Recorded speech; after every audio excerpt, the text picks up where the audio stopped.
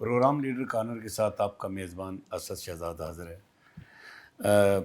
حکومت ایک طرف کہتی ہے جی کہ ہم عوام کے ساتھ ہیں، ہمارے دل عوام کے ساتھ ہیں، ہمارے درد عوام کے ہم اپنے کپڑے بیچ دیں گے لیکن عوام کو تنہا نہیں چھوڑیں گے۔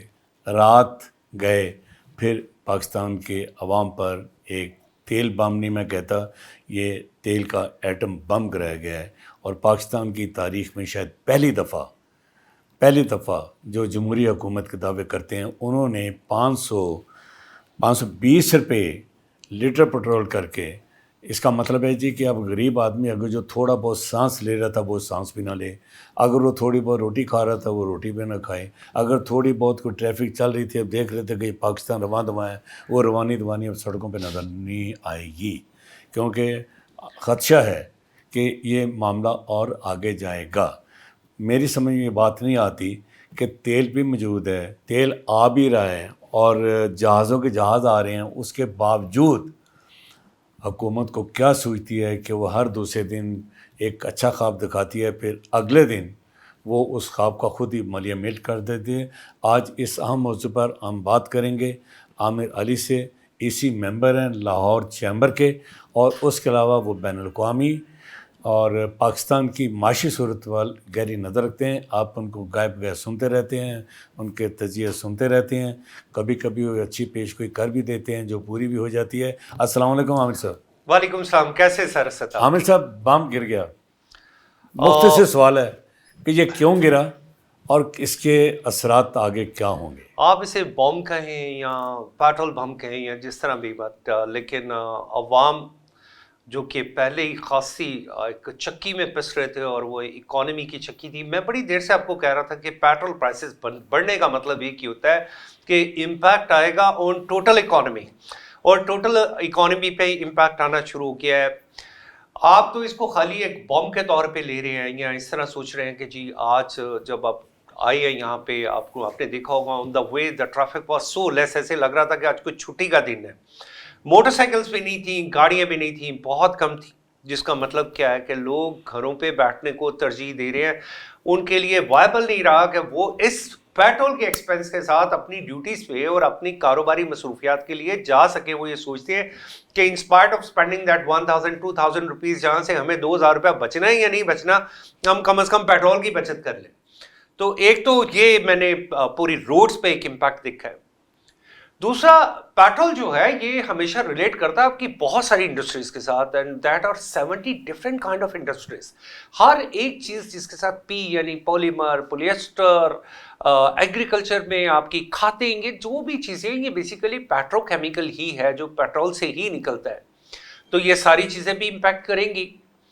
آپ نے تو اس کا ایک کینوس مجھے بتایا، لیکن میں تھوڑا لارجر کینوس میں دیکھنا چاہ رہا ہوں کہ وہ پروگرس جو پاکستان نے ٹارگٹ دیا تھا کہ ہم 3.6% کی ایک ریشو کے ساتھ پروگرس کریں گے، آپ کے سامنے آلریڈی ہے۔ کیا آپ کو ریونیو شارٹ فال نہیں نظر آ رہا؟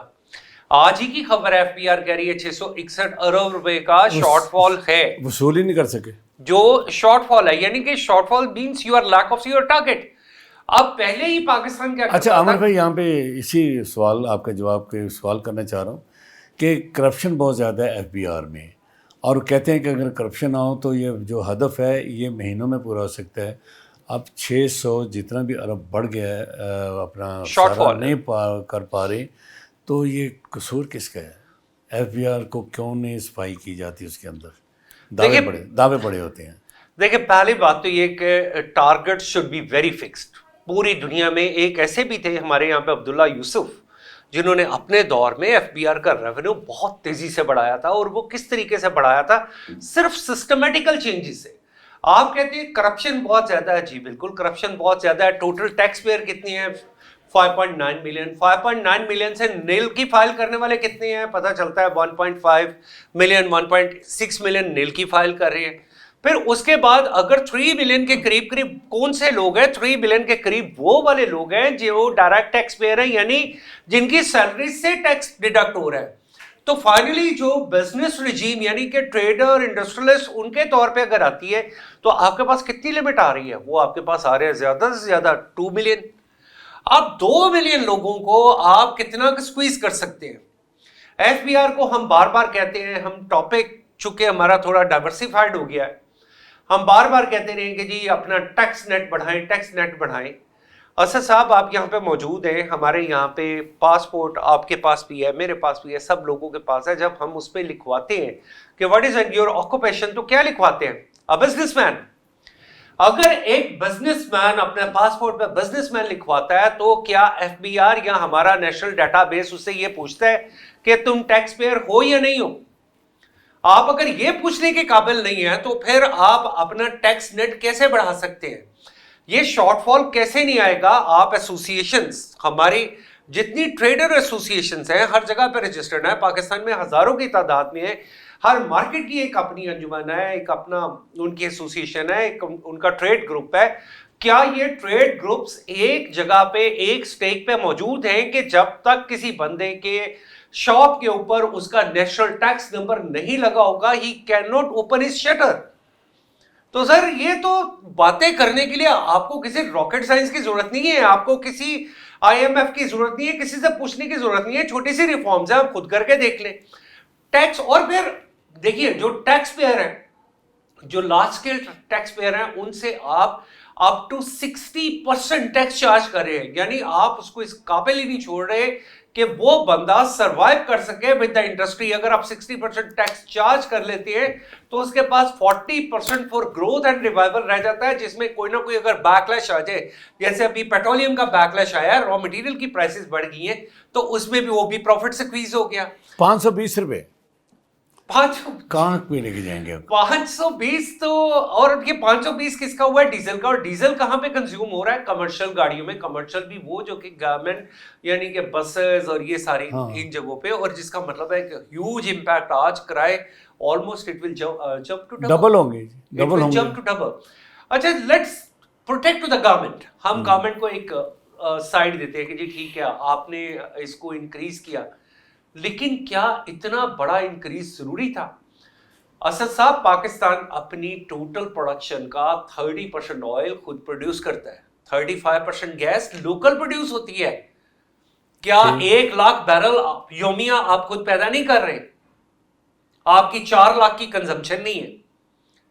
اگر 1 لاکھ پلس آپ لوکلی پیدا کر رہے ہیں تو اس کا مطلب ہے یہ تو آپ کی لوکل کنزمپشن ہے. یا پورے پاکستان کی بات, یا پورے پاکستان کی بات کر رہا ہوں. تو ہم کیا کرتے ہیں, وہ جو شارٹ فال آتا ہے نا, اس کو ہم نارملی اپنا ایک ذریعہ بنا لیتے ہیں, جو میں نے ایف بی آر کا شارٹ فال کہ جی آپ پیٹرولیم کی پرائسز میں 5 روپے اوپر نیچے کر کے آپ اس کمی کو ٹیمپرریلی, یعنی ایک فائر فائٹر کے طور پہ ایف بی آر کام کرتا ہے, اور وہ صرف یہ کہتا ہے کہ اوکے اس شارٹ فال کو ہم یہاں سے پورا کر لیتے ہیں. یا موسٹ پروبیبلی اس میں سے جو کمی پوری ہوتی ہے اسد صاحب, وہ کہاں سے ہوتی ہے؟ ان ڈفرینٹ سیکٹر سے. ایک سب سے پہلے جب بھی شارٹ فال ہو رہا ہوتا ہے تو ایجوکیشن کے بجٹ کو کم کیا جاتا ہے, ہیلتھ کے بجٹ کو کم کیا جاتا ہے. لیکن وہ للے تللے جنہیں میں کہتا ہوں کہ جو آپ نے 780 ارب روپیہ بے نظیر انکم سپورٹ پروگرام کے لیے رکھا ہوا ہے, فقیر پیدا کرنے کے لیے رکھا ہوا ہے اس پوری قوم میں, کبھی اس کا بھی فرانسک آڈٹ کروا کے دیکھیں سر. کیا وہ جس نے ایک انالیسس بنائے تھے اس پہ کہ کتنے پیسے کہاں پہ جا رہے ہیں, وہ کیا چیزیں وہ جا بھی رہے کہ نہیں جا رہے, وہ جا بھی رہے کہ نہیں جا رہے. پیسہ آپ نے وہ 780 ارب روپے اپنا ایک جو ہے ووٹ بینک سٹینڈ کرنے کے لیے, اور اس کا پاکستان کی پروڈکٹیوٹی سے کوئی تعلق نہیں ہے. پاکستان کے کتنے ضلع, کتنے ڈویژنز ہیں؟ 40 ڈویژنز میں 40 ہاسپٹل ورلڈ کلاس بنے تو 1 ارب روپے کے بنتے. کتنی یونیورسٹیز, ہر ایک ضلع میں 2 یونیورسٹیاں بھی بنائیں تو 2 ارب روپے کی بھی بنائیں تو یہ آپ کے زیادہ سے زیادہ 125 ارب روپیہ لگتا ہے. اس سے لوگوں کو, لوکلز کو کتنا فائدہ ہو سکتا ہے؟ پھر وہ انڈسٹری جو کہ لوکل انڈسٹری ہوتی ہے, آپ ایک کلچر کانسیپٹ کی طرف جائیں. آج سے 2006 میں آپ کو یو کے نے ایک ماڈل لا کے دیا, اسے کہا سٹی کلچرل ایک کمپوزیشن, ایک کمپلیکس, کہ آپ نے کس طریقے سے اپنی لوکل پروڈکٹس کو جو ہے ویلیو ایڈیشن میں لے کے جانا ہے, اور اس سے ایک کلچرل سٹی کا کانسیپٹ بنانا ہے, اور اس سے ریونیو جنریٹ کرنا ہے. کتنے یہاں پہ ٹریننگ سینٹر بنے ہیں, کتنے ادارے بنے ہیں جو یہاں پہ صرف یہ ٹریننگ دے رہے ہوں کہ اچھا یہ پیاز بھی ہے. اب وہی پیاز ہوتا ہے جو کسی وقت آپ کو 30 روپے کلو مل رہا ہوتا ہے, اور اسی سال میں وہ پیاز 2 دفعہ 300 روپے کلو بھی ہو رہا ہوتا ہے. کیا گورنمنٹ کا کام نہیں ہے کہ وہ اس کو ویلیو ایڈیشن میں، پریزرویشن میں کوئی ایسے پلانٹ لگائے، کوئی لوگوں کو ایجوکیٹ کرے؟ بڑا معمولی سا کام ہے، اس کے لیے کوئی راکٹ سائنس کی ضرورت نہیں ہے.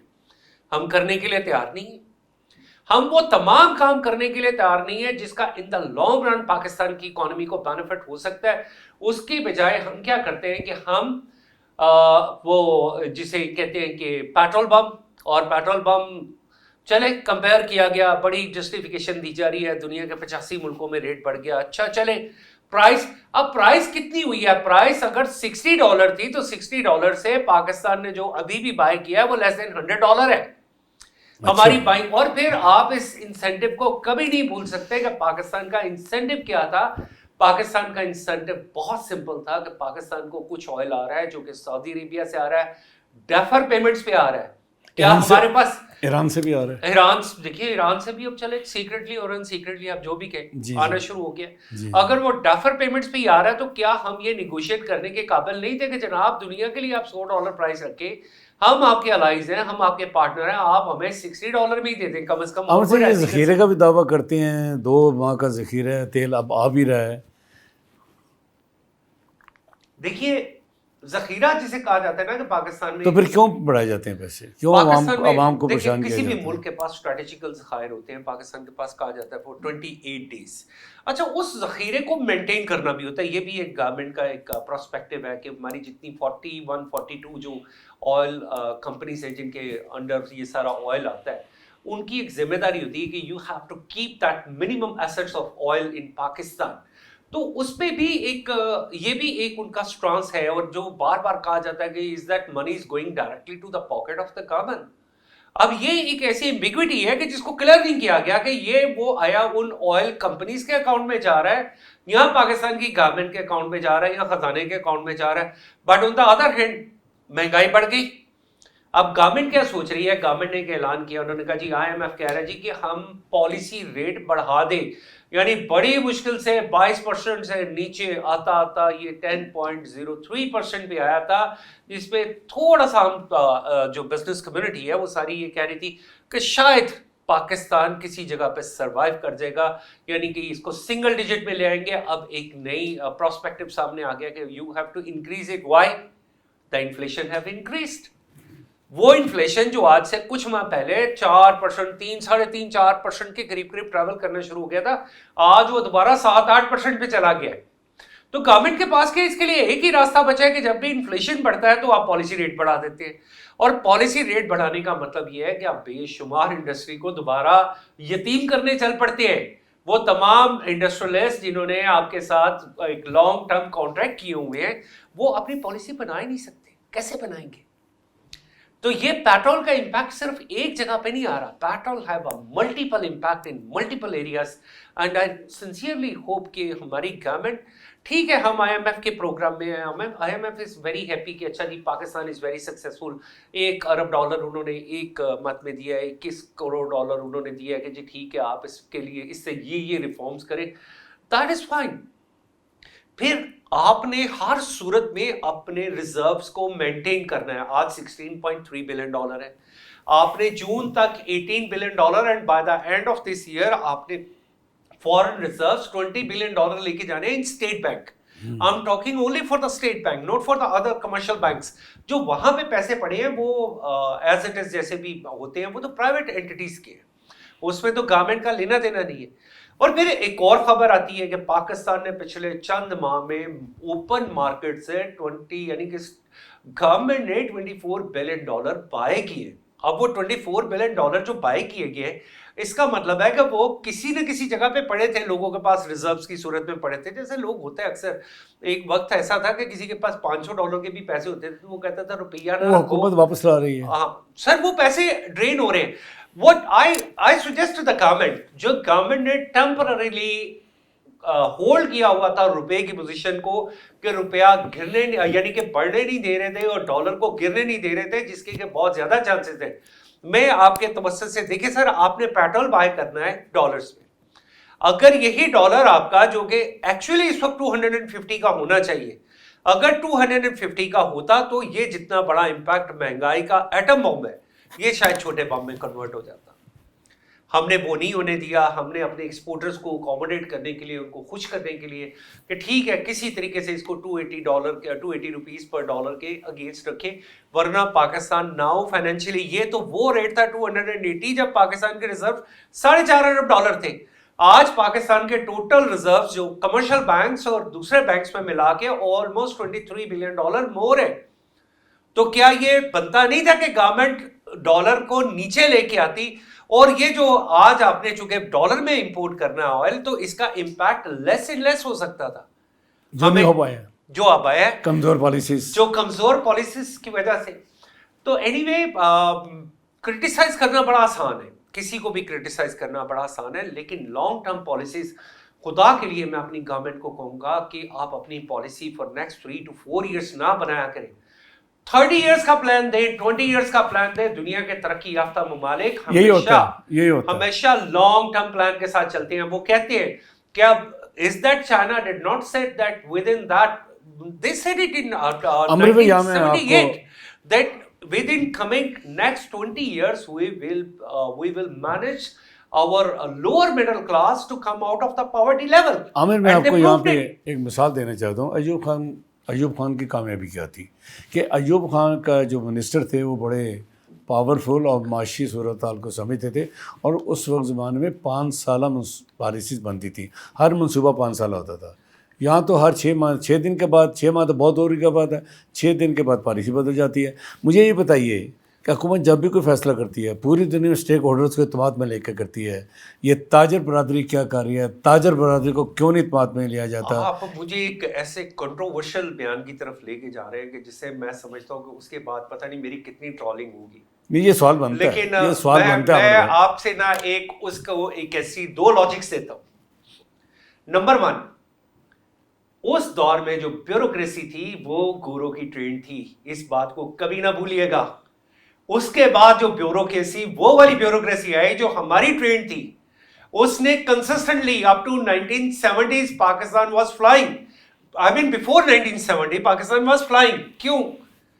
کیا آپ فاروق خان اور بہت سارے نام ہیں, وہ شہاب نامہ لکھنے والے شہاب الدین صاحب, اور بہت دیر آر ملٹیپل نیمز کہ انہوں نے اتنے بڑے فیصلے کیے. جس نے تربیلا ڈیم بنانا تھا اس نے وہ فیصلہ خود ایک انڈیپینڈنٹلی کیا, اور the best decision Pakistan printing press بنا, پاکستان کے نوٹ چھپنے شروع ہوئے. یہ تمام فیصلے, بڑے بڑے فیصلے, یہ بیوروکریٹس نے کیے تھے, اور وہ بیوروکریٹس گوروں کے ٹرینڈ تھے. لیکن اس وقت 22 گھرانے بھی ساتھ تھے جنہوں نے پاکستان کو چلایا. اچھا, اب میں آپ کو اس سائڈ پہ آتا ہوں. آپ تو 22,000 گھرانے ہیں سر. نہیں دیکھیں 22,000 گھرانے سر, وہ 22,000 گھرانوں نے پاکستان چلایا تھا نا. 22 گھرانوں کے مطابق نہیں ہے سر. میری دوسرا پوائنٹ, ہم جس نہیں, آپ اس دور کی بات کریں, میں آپ کو جواب, اس دور میں 22 گھرانوں نے, آج 122 گھرانے کیوں نہیں چلا سکتے آپ کے ٹریڈرز کے اندر؟ تھوڑی جسٹیفیکیشن دیتا ہوں. دیکھیے پہلی بات یہ کہ وہ کریڈٹ جسے بار بار کہا جاتا ہے کہ this was a credit of Ayub Khan, خدا کے لیے وہ سیکنڈ 5 ایئر پلان جو بنا تھا نا, وہ چودھری محمد علی کے دور میں بنا تھا. اس بات کو مت بھولے کہ وہ کریڈٹ جس کو ہم بار بار جس کی جھولی میں ڈالتے ہیں, وہ اس کی جھولی کا کریڈٹ نہیں تھا. ٹھیک, وہ وزیر اعظم چودھری محمد علی کا کریڈٹ تھا. وہ شخص جس نے سگریٹ پینے چھوڑ دیے تھے کہ میں نے گورنمنٹ, یعنی کہ میں وہ سگریٹ نہ پی لوں جو کہ میری قوم کے پیسے سے ہو, جس نے علاج نہیں کروایا باہر جا کے کہ میں افورڈ نہیں کر سکتا, I don't have the money to pay for my health. تو سر یہ کریڈٹ اس کا تھا. یہ کریڈٹ جس کو ہم بار بار ایوب خان کے دور پہ, اور جب آپ 22 گھرانوں اور 2200 گھرانوں پہ بات کرتے ہیں, آج میں آپ کو ایک اور چیز بتا دوں.